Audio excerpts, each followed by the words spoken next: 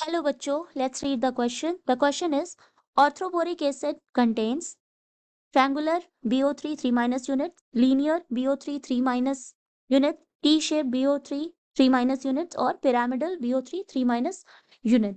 So the key concept is boric acid. ठीक है, boric acid. Boric acid जो है इसका फॉर्मूला होता है H3BO3, H3BO3. सो जो हमारा सिंपलेस्ट बोरेट एनायन है, सिंपलेस्ट बोरेट एनायन, ठीक है, वो क्या है? Ortho borate ion. वो है ऑर्थो बोरेट आयन. सो ये क्या होता है? BO3 3 minus BO3 3 minus. It adopt near trigonal planar structure. तो ये कौन सा स्ट्रक्चर इसका हो जाता है? Trigonal planar structure. ठीक है. और ये जो स्ट्रक्चरल एनालॉग है वो है कार्बोनेट एनायन का. मतलब कि जैसे कार्बोनेट एनायन जो है हमारा CO3 2 माइनस, जो कार्बोनेट एनायन का जो स्ट्रक्चर होता है इसी का स्ट्रक्चरल एनालॉग है ऑर्थोबोरेट आयन. जो वैलेंस बॉन्ड थ्योरी से अगर इसका हम हाइब्रिडाइजेशन देखें तो ये है sp2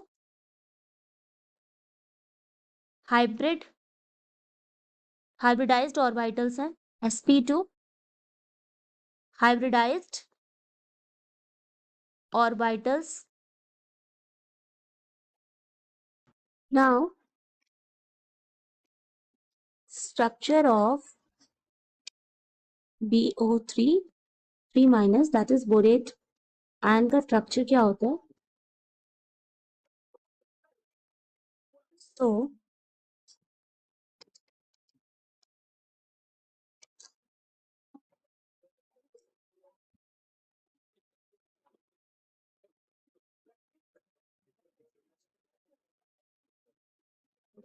तीन ऑक्सीजन एटम्स लगेंगे, ठीक है, and 3 negative charges, and these oxygen have 3 lone pairs on each. So,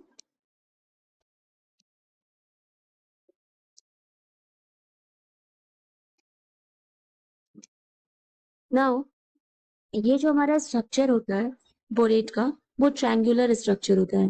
that is कि ये हमारा ऑक्सीजन हो गया, ऑक्सीजन ऑक्सीजन,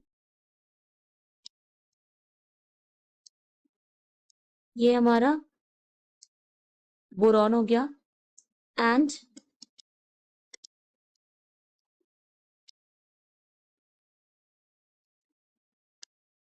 ये हाइड्रोजन इस पे. ठीक है, हमारे जो 3 नेगेटिव हो गया तो यहाँ हाइड्रोजन एंड यहाँ हाइड्रोजन अटैच हो जाता है. तो ये हमारा स्ट्रक्चर बन जाता है ट्रायंगुलर. ठीक है. So these are the structural units of boron trioxide. We can say these are the structural units of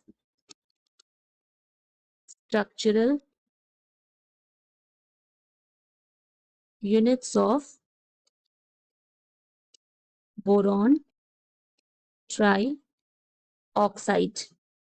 ठीक है. एंड जब ये हाइड्रोजन अटैच होता है तो ये हमारा H, जो अभी हमने देखा बोरिक एसिड H3BO3, तो उसका स्ट्रक्चर हो जाता है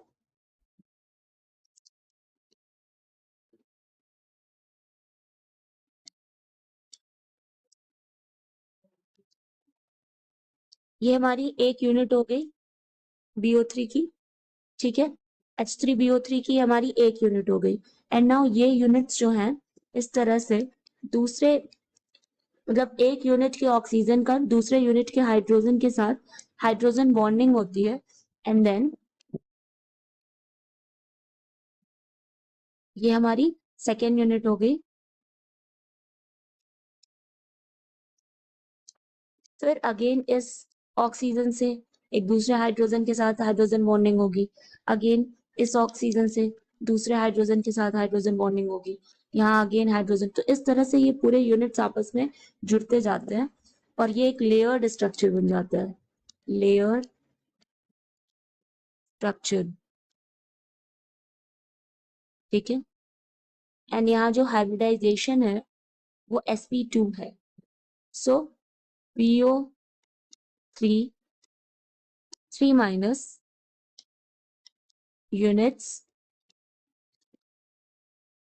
joined by hydrogen bonds।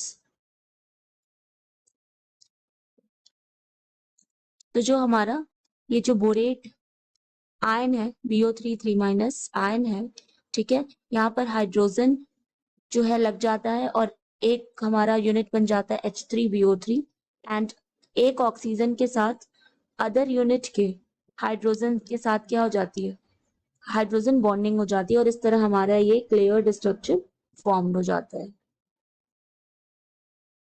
Structure हो गया triangular. Hence option A is correct, that is triangular BO3 3- units. So the final answer is A. Hope you understand it well. Best of luck.